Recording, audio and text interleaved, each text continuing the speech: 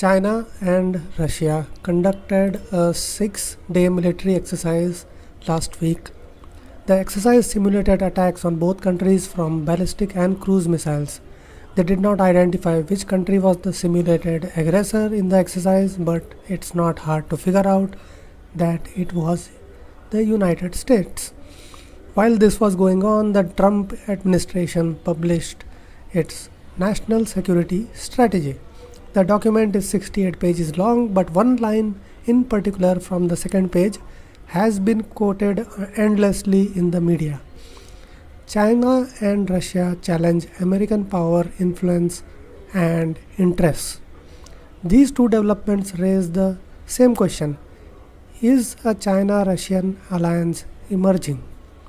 Military cooperation between Russia and China has increased in recent years. There have been weapons purchases and military exercises. After the end of Cold War, China has been Russian industry Russian weapons industry's largest and most consistent customer. One of China's recent acquisitions from Russia, S-400 surface-to-air missile defense systems, are to be delivered in 2018. China's current surface-to-air missile force has a range of 300 kilometers.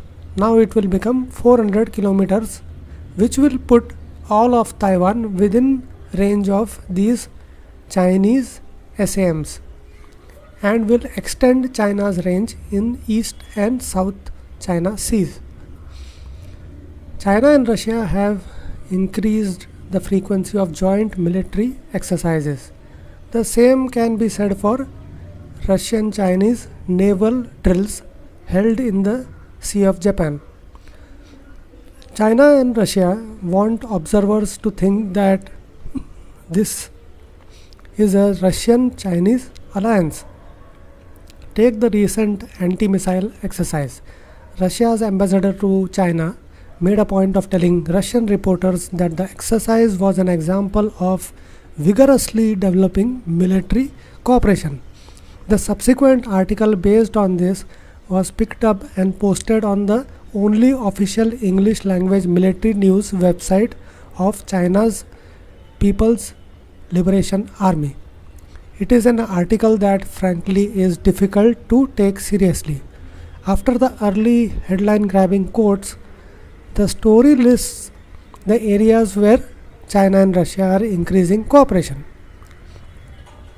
Now, military cooperation over these matters does not guarantee or even imply an alliance between two countries. An alliance is a relationship of serious gravity.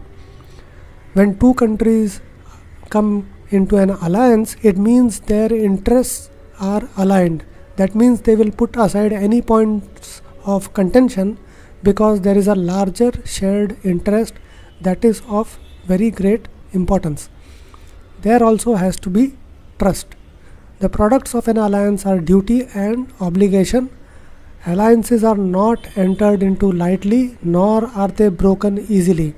They are based on shared interests that are clear to both sides, interests important enough that they justify the sacrifice of by the people of one country for the people of another country should there be a need. This is not the basis of Russia-China relationship, and it cannot be basis of a Russia-China alliance. They do have some basis for cooperation. Russia and China are land-based powers of huge size whose access to the global economy can be curtailed by the US Navy in event of conflict. US power is uniquely suited to limit Russian and Chinese ambitions. For instance, Russia's primary imperative is to extend its influence out to the Carpathians. The US is blocking Russia from achieving this. China seeks to conquer Taiwan and US stands in the way. China and Russia share an enemy, and that means a certain level of coordination is there. When Russian and Chinese leaders get together, they use the word multipolarity. Since the fall of Soviet Union, the world has been unipolar. That is, only one country has the ability to project global power, and that is United States. That is where Russia and China's shared vision begins and ends. Russia and China agree that US should not be a dominant power, but they have a vastly different sense of what the alternative reality should be. Russia sees the alternative as a rebirth of Russian power. China wants to reclaim the position that was usurped by Western imperialist powers in the 19th century.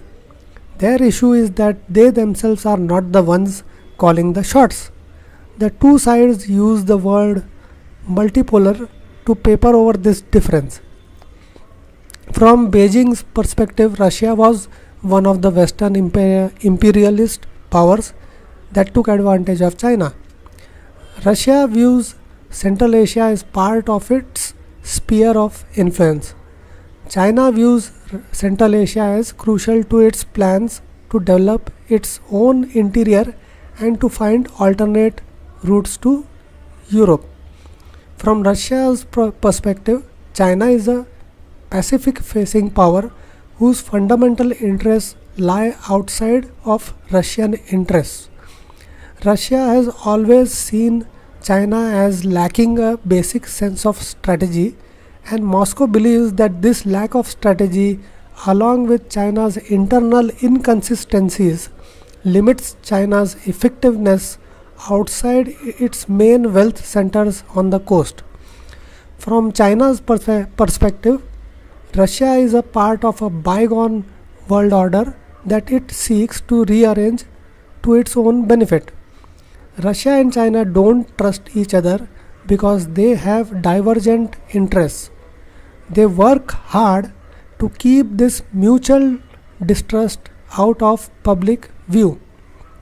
Military cooperation, economic investments, a chummy relationship between Putin and Jinping, and promises of coordination on China's plans to unify the world via belts and roads all serve to make it appear that the two sides are in lockstep. But these are just surface level political affairs of convenience.